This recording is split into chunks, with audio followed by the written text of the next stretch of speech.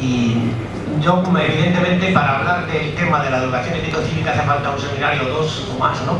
Entonces voy a tener que dar unas pinceladas muy rápidas desde mi doble condición de que he sido presidente de la Sociedad Española de Profesores de Filosofía durante 30 años, también coincide, porque el año pasado lo dejé, y coincide casi con esta fecha, y mi condición de miembro de la Liga y de la Fundación CIBES desde sus inicios, más o menos. Entonces voy a comenzar por ahí.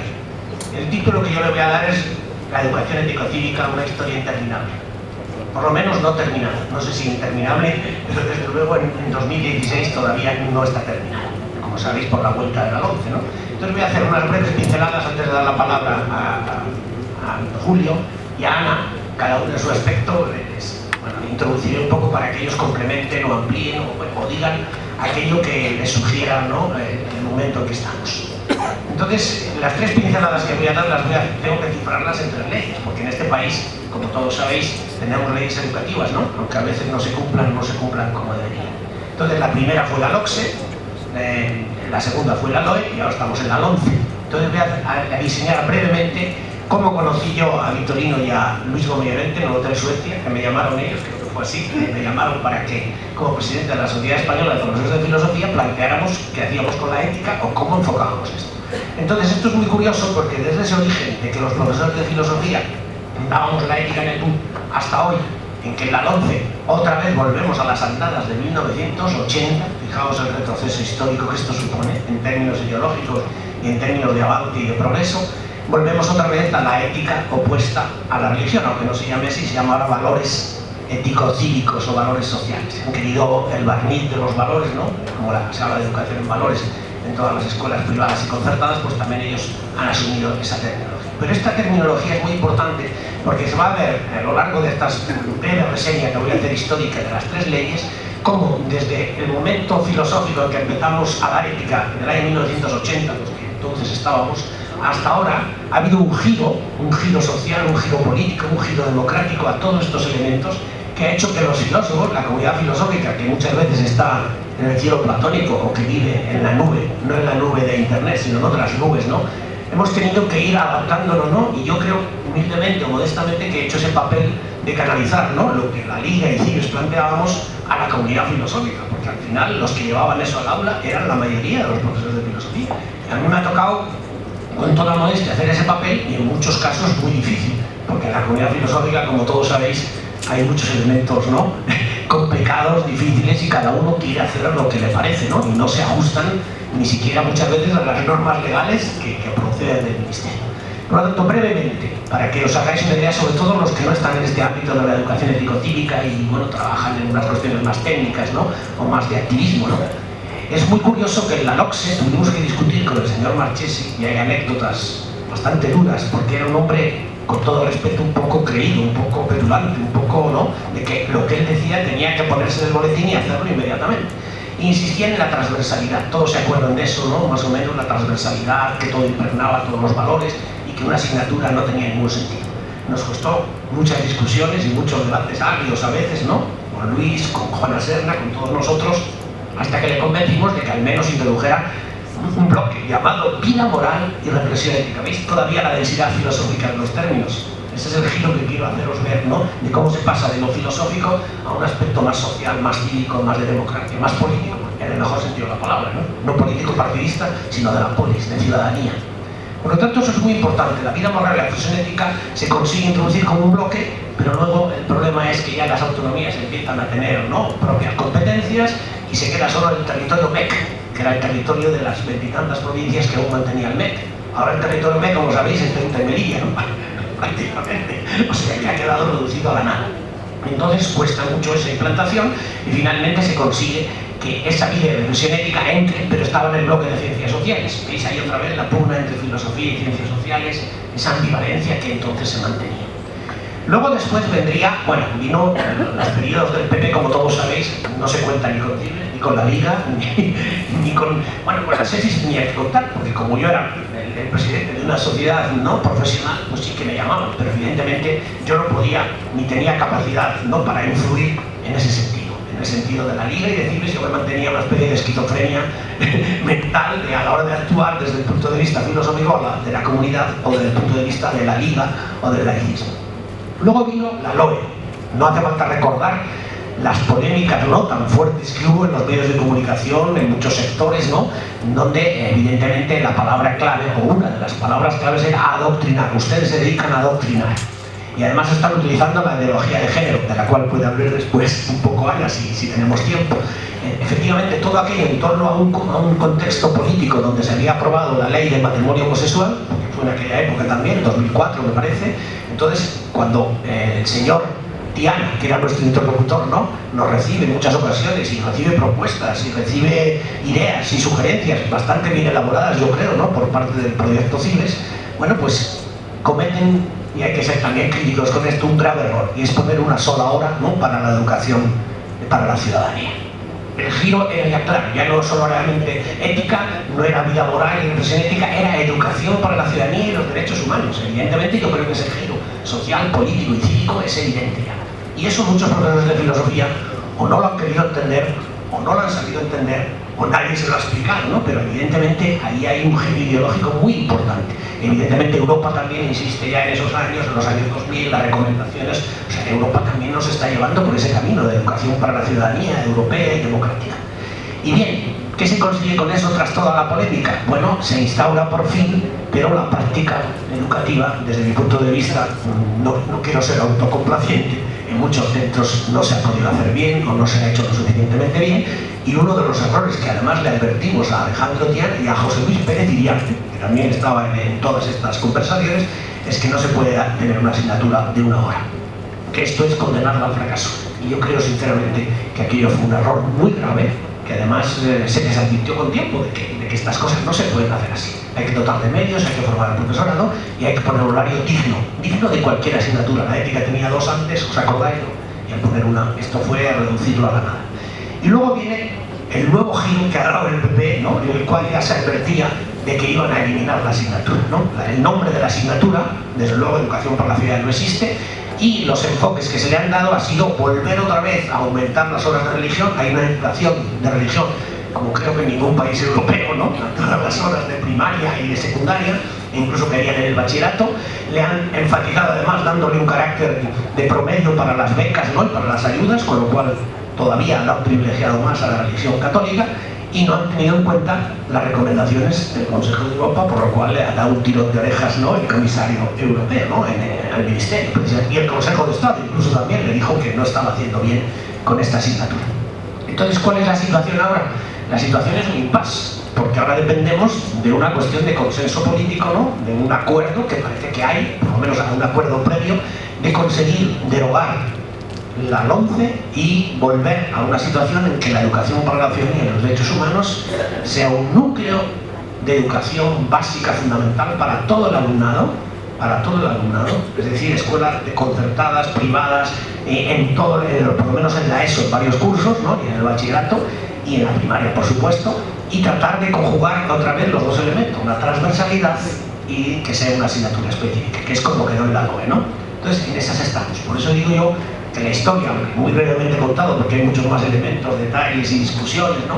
Solamente quiero terminar con una anécdota para que veáis que la discusión a veces en torno a la transversalidad y lo específico se confundía con otros elementos.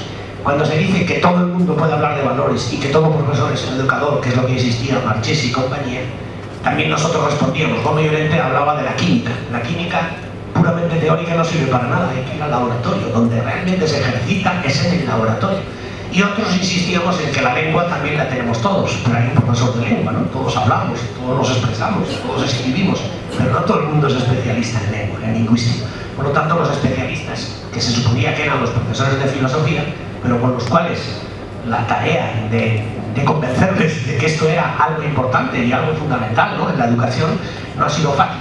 Claro, mi experiencia a ese nivel, pues, bueno, es privilegiada, ¿no?, porque he visto los 2 elementos, he visto Cives, he visto la Liga, y he tenido que dialogar muchas veces con comunidades filosóficas que no entendían o no querían entender este giro.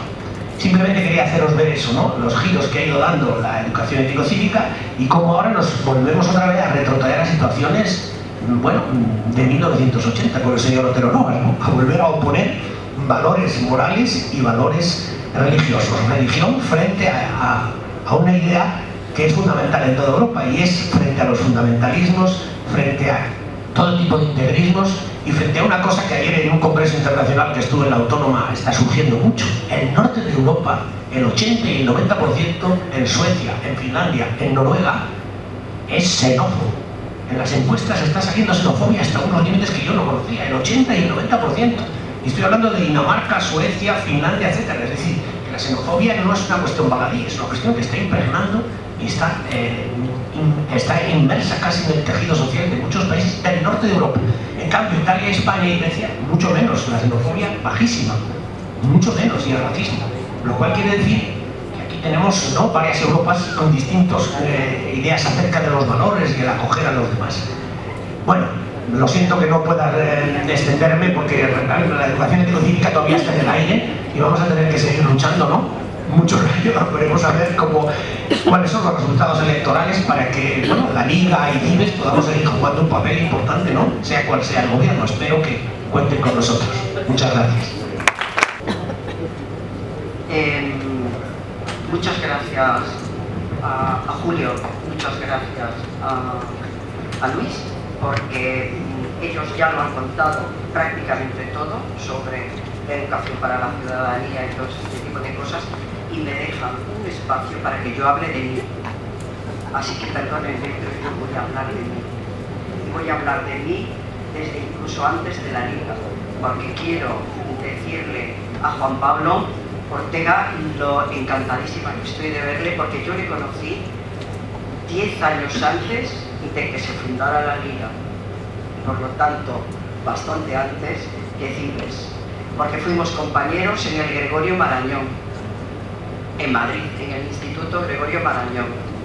Bueno, pero luego esto se lo cuentas. Entonces, eso, bueno, el verle aquí me ha encantado, porque por aquella época éramos PNN, y intentábamos hacer no se sabe qué revolución, y de esas historias proceden después todas las demás. En segundo lugar, quiero dar las gracias a las personas que han organizado este programa, porque me han permitido estar aquí cuando hay aquí muchísima gente que tiene los mismos años que yo dentro de la Liga y dentro de Cibes, es decir, 30 y 20 prácticamente, y que tienen también experiencias y cuestiones que serían muy interesantes. Así que yo, por mi parte, dar las gracias a quien ya desde hace mucho tiempo me ha integrado dentro de este magnífico colectivo en el que no solamente están las personas voluntarias, sino que también están las personas trabajadoras, las técnicas, los técnicos, que de alguna manera, en algún momento, van decantando tu vida por unos lados y por otros. Entonces, por ejemplo, dentro de la trayectoria de Cibes, yo sí recuerdo también las primeras jornadas con Juana Serna en Alicante, pero para mí y el grupo de trabajo que yo tenía en aquel momento dentro de la Consejería de la Educación, en la Junta de Andalucía, el problema no estaba tanto en cómo organizar las cosas, sino en cómo darle visibilidad, y fue en la Liga y fue Cibes quienes lo encabezaron. En segundo lugar, en otro momento de mi vida, yo ya había hecho mucha formación del profesorado dentro del ámbito de la filosofía, pero cuando en Cibes se propone desarrollar los temas de educación para la ciudadanía y especializarse, en cierto modo, en el ámbito de la formación, a mí me permitió dedicarme al espacio que más me gustaba, y eso tengo que agradecerlo siempre, que es el espacio de la igualdad entre hombres y mujeres. Y en ese ámbito es donde yo he tenido, la verdad, las mejores experiencias de mi vida en el ámbito de la formación del profesorado, porque es un tema, el tema de la igualdad entre hombres y mujeres, que en principio parece que todo el mundo está muy de acuerdo, pero que en momentos determinados saltan chispas por las cosas más impensables. Es decir, bueno, pues en este espacio podríamos hablar de esto, de la historia de las mujeres, que no es la misma que la historia de los hombres.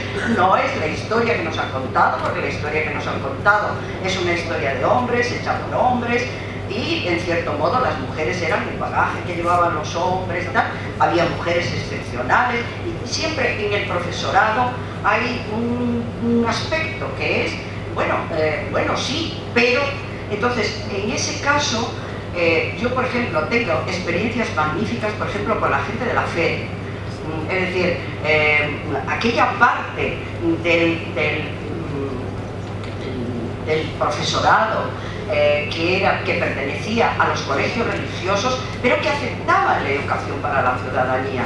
Sí, la aceptaban, pero ojo, aquí había que distinguir muy claramente que habría que hacer un análisis de los contenidos que se van a impartir en educación para la ciudadanía, sobre todo en ese aspecto que se refiere a la igualdad entre hombres y mujeres. Porque, caricaturizando un poco, pero no demasiado, era, ojo, que vosotras y vosotros tratáis de introducir contenidos que pertenecen al feminismo, que no es el feminismo de la igualdad, de la equidad, es un feminismo exagerado, es un feminismo que no responde simplemente a que, bueno, vamos a ver, sí, las mujeres realmente han tenido un lugar subsidiario dentro de la historia, y no sería suficiente plantear campañas y demás para que la educación para la igualdad resolviera ese problema y hubiera, bueno, pues una equidad, ¿verdad?, en la que hombres y mujeres supieran estar, pero que las mujeres no se convirtieran en enemigas de la naturaleza, porque esa es la clave, de donde ha surgido el problema de cómo las feministas de género se han introducido dentro del ámbito de la educación para la ciudadanía y demás. ¿De dónde procede eso? Procede de unos planteamientos en los cuales la naturaleza ha desaparecido y ahora todo es la cultura. Por lo tanto, se sustituyen lo que siempre ha sido un hombre como debe ser, que la naturaleza marca su genética y por lo tanto siempre ha sido de determinada manera, se consideran roles tradicionales, roles de género que deben ser eliminados. Y entonces habéis propuesto unos planteamientos que realmente van mucho más allá de lo que significa la igualdad. Y es que las mujeres habéis decidido, primero, que os convertís en dueñas de vuestra propia fertilidad. Vosotras. No debemos ser las mujeres las dueñas de... No. Es decir, la fertilidad es una cosa que atañe a todo el mundo. Entonces, atañe al hombre y atañe a la mujer. Entonces, las mujeres no pueden ser dueñas de su propio cuerpo en ese sentido exagerado que le habéis dado, ¿vale? Entonces, bueno, hay siempre un frente, ahí siempre hay una problemática. Por otro lado, os habéis convertido en antinaturales de tal manera que ahora mismo las familias, fíjate tú dónde están. La gente se casa, se divorcia un poco de nada, o incluso ni se casan, incluso tienen hijos, hijas y no se casan. Incluso hay mujeres que deciden no tener ni hijos ni hijas. Eso indudablemente es una consecuencia de la educación para la ciudadanía y por lo tanto nos han convertido en enemigos públicos. Desde ese punto de vista, y no lo digo simplemente porque en el caso de la FERE por lo menos aceptaban la educación para la ciudadanía, actualmente todas las manifestaciones que de vez en cuando vengan en las redes, todo el mundo, mira lo último que ha dicho Cañizares, mira lo último que ha dicho el obispo de no sé dónde, mira lo último que han dicho no sé qué. No se trata de lo último. Desde el 1995 en Pekín se crearon todas las alarmas porque dijeron, ¿qué es eso del género? Y por primera vez, y fijaos qué cosa más chocante, hablaban de género cuando lo que querían decir era sexo. Ahora son ellos los que dicen, no hables de género, habla de sexo. Pero si nunca has querido hablar de sexo, ¿por qué quieres hablar de sexo ahora? Solamente quieres hablar de sexo cuando yo hablo de género. Esa es la polémica. Y esa es la polémica en la cual seguimos estando. Y es una polémica, además, que dice específicamente todo este contubernio que se está organizando desde 1995 va atentando contra un elemento básico de la sociedad, que es la familia. Siempre, en cualquier momento, aparece que el término, es decir, seríamos como la representación del demonio bíblico, que atenta contra la familia. Porque se prescinde de todos los estudios sociológicos que pueda haber. Se prescinde de algo tan simple como que el hecho de que las familias ya no se construyen en función de determinadas finalidades, y no por el elemento liberador de las mujeres, sino porque así se ha desarrollado desde la Segunda Guerra Mundial. Hay un elemento básico para la construcción de las relaciones sociales, incluidas las relaciones familiares, que es la felicidad. ¿Qué me aporta a mí esta relación? ¿Me hace feliz? ¿No me hace feliz? Pues si no me hace feliz, termino con esa relación. Y de eso no tienen culpa las mujeres, y de eso no tienen culpa los hombres, sino de una manera de entender las relaciones sociales basadas en la satisfacción personal, en la felicidad personal, y en función de la cual pues se desestabilizan las familias, de tal manera que tampoco se tienen en cuenta las dificultades económicas con las que se encuentran para, en un momento determinado, sea noticia de primera plana, las maternidades postergadas en este país, donde ya más del 60% de las maternidades tienen lugar pasada la edad que ginecológicamente se decide que hay que ser madre, y cada vez se retrasa más, pero gracias a las tecnologías de la fecundación in vitro, etcétera, etcétera. Y la culpa no es de las mujeres que quieran liberarse y del ataque sistemático a la naturaleza, sino que hay todo un cambio social dentro del cual indudablemente nosotros tenemos, y nosotros desde CIBES y desde la Liga ponemos unas determinadas posiciones ideológicas que defendemos argumentadamente. Y con eso me parece que, bueno, de alguna manera doy la versión que era la mía, pero que en definitiva es la que yo defiendo desde los cursos del CIBES y desde nuestros planteamientos, y por supuesto totalmente opuesta a la educación segregada, de la cual no se debe ocupar el Estado, ni menos subvencionado. Muchísimas gracias.